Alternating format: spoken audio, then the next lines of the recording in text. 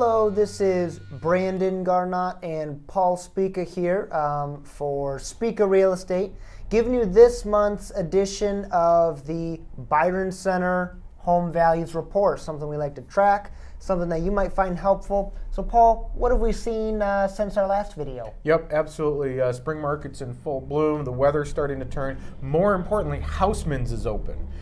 Just a couple weeks ago, we saw the open sign go up there, and it has been cold, so they've been serving flurries while it's snowing.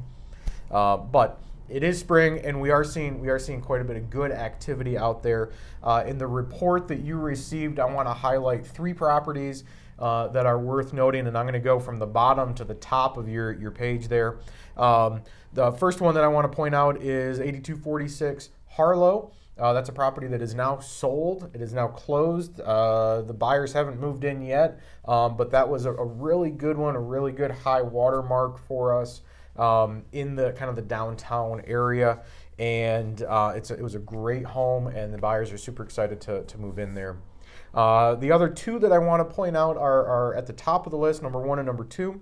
Number 1 there, Prescott, that 2525 Prescott, excuse me, is right behind Ace Hardware, and at $150,000, that's an excellent value for somebody to get into downtown Byron Center, and Byron Center in general, at a very, very competitive price.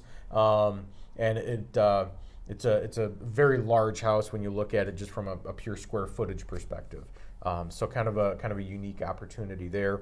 And the house on South Platte, it's a great house. I've actually been through both of these houses. The house on South Platte is a one-owner home. It's a great house, and that's available as well.